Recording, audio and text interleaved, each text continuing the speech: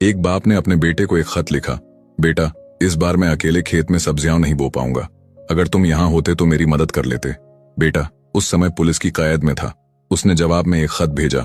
पिताजी, उस खेत को खोदने की भी मत सोचना, क्योंकि मैंने चोरी का सारा पैसा वहीं दबा रखा है। लेकिन किस्मत ऐसी चली कि पुलिस वाले बेटे का खत पहले ही पढ़ते पहुंच गए और पिता के खेत को पूरा खोद डाला, पर उन्हें वहां कुछ नहीं मिला। बाद में बेटा फिर एक खत लिखता है।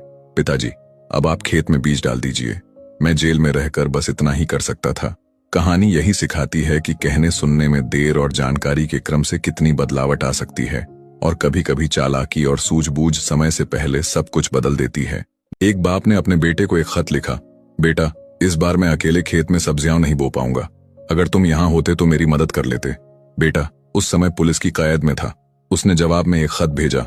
पिताजी, उस खेत को खोदने की भी मत सोचना, क्योंकि मैंने चोरी का सारा पैसा वहीं दबा रखा है। लेकिन किस्मत ऐसी चली कि पुलिस वाले बेटे का खत पहले ही पढ़ते पहुंच गए और पिता के खेत को पूरा खोद डाला, पर उन्हें वहां कुछ नहीं मिला।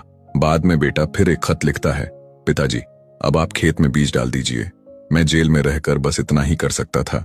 कहानी यही सिखाती है कि कहने सुनने में देर और जानकारी के क्रम से कितनी बदलावट आ सकती है, और कभी कभी चालाकी और सूझबूझ समय से पहले सब कुछ बदल देती है।